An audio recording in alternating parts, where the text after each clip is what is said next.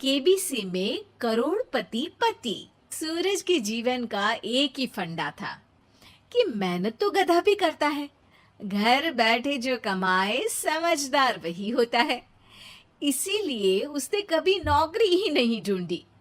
इस बात से हालांकि उसकी पत्नी शिखा बिल्कुल भी अग्री नहीं करती थी, पर फिर भी सूरज को समझाना बेकार था।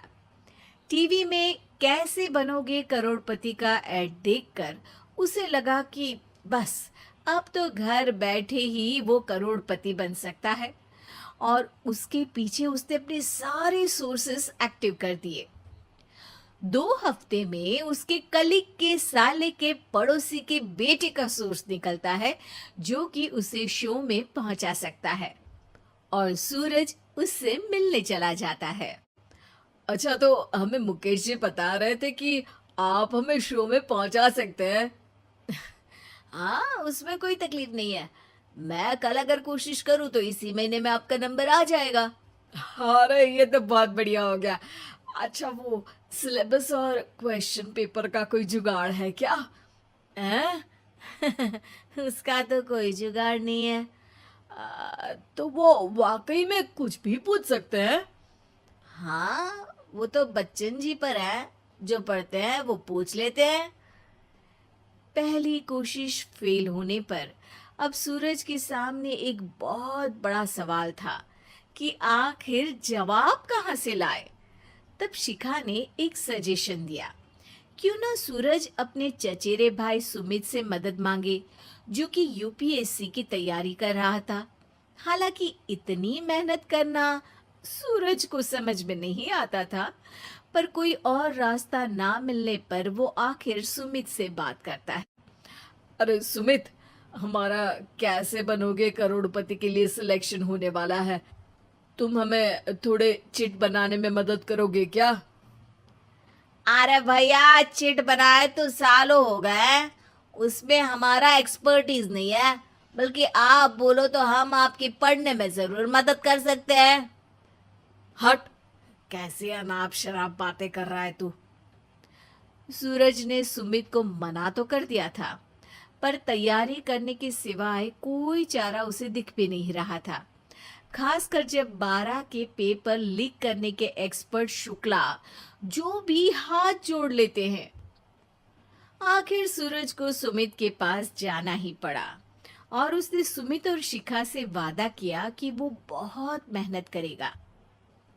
1 महीने की तैयारी के बाद फाइनल हुआ कि शो से 1 हफ्ते पहले एक ट्रायल खेला जाएगा, जहां पर सारे रिश्तेदार ऑडियंस की जगह पर होंगे और शिखा सवाल पूछेगी। दूर दराज से भी रिश्तेदार आकर हाजिर हो गए देखने कि आखिर कैसे बनेगा सुमित करोड़पति। सब कुछ सेट था, और इतने में सूरज आकर अपना स्पीच देता है। ये 1 महीना मेरे लिए आसान नहीं था, पर अपने भाई सुमित और अपनी पत्नी शिखा की मदद से मैं इतनी दूर पहुंच पाया हूँ।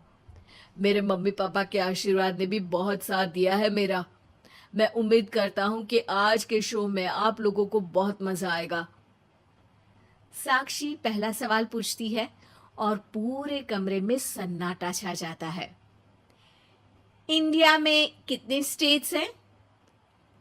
3, सॉलिड, लिक्विड और गैस। अरे रुकिए तो, ऑप्शंस तो देने दीजिए। इतने में 5वीं कक्षा का चिंटू बोल उठता है। अरे क्या मामा, आप तो पहले सवाल पर ही आउट हो गए। अरे बेटा, पहला सवाल तो ट्रायल होता है ना। अरे तुम अब देखना। देखने जैसी बात तो थी ही। सूरज को इतना शांत किसी ने नहीं देखा था। कभी कभी तो लगता था मानो सूरज आंख खोलकर ही सो गया हो। मामा जल्दी करो प्लीज, कल सुबह पनवेल भी तो निकलना है। अरे हट, कंसंट्रेट करने दे मुझे। 3 सवाल में 3 लाइफलाइन खत्म हो चुकी थी, और अब चौथे सवाल पर भी सूरज का मौन नहीं टूटा। पर सूरज अभी भी हार मानने को तैयार नहीं था। उधर हर कोई सूरज को छोड़ सुमित को देख रहे थे। आखिर सुमित ने ही तो पढ़ाया था सूरज को। गजब बेइज्जती है यार। अरे बेटा, तो बाप का, दादा का, भाई का, सबका नाम बुड़वाएगा। अरे 3-3 लाइफ लाइन ले ली तो भी तेरा कुछ नहीं होना है। अरे कोई इतनी बात करता है क्या शो पर? अरे बेटा, शो पर तेरे जैसे भी तो नहीं आते ना।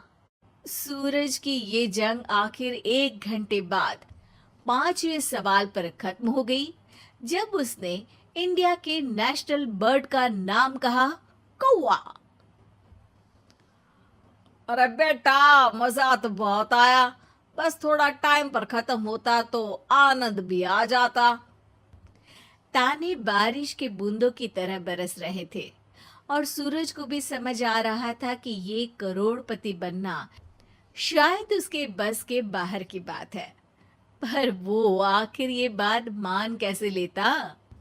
वो सख्त लौंडा जो ठहरा, उसने सोचा कि बेइज्जती तो हो ही चुकी है, पर अगर मैं हार नहीं मानूं तो शायद कुछ हो सकता है। शिखा, तुम देखना, असली शो में आग लगा दूंगा, आग। करोड़पति बनूंगा मैं। हाँ, सब्जियां खत्म हो गई है घर पे, ले आओ। पहले पति बन जाओ, फिर करोड़पति बनना। अरे गजब बेइज्जती है यार। बेटा, अभी तो घर पर ही हुई है, 1 हफ्ते में तो तुम देश के सामने करवा कर आओगे। वैसे जब टीवी पर जाओ ना, तो बस अपने मम्मी का ही नाम लेना, ठीक है? कोई पूछे तो बोलना कि पापा नहीं है मेरे। अरे पढ़ाई की, पेपर निकलवाए, इतने सारे लोगों को खाना खिलवाया, क्या फर्क पड़ा? इसीलिए मैं कहता हूं कि मेहनत तो गधा भी करता है, घर बैठे जो कमाए वही सिकंदर। लेकिन मामा, गधे भी जानते हैं कि हमारा राष्ट्रीय पक्षी मोर है।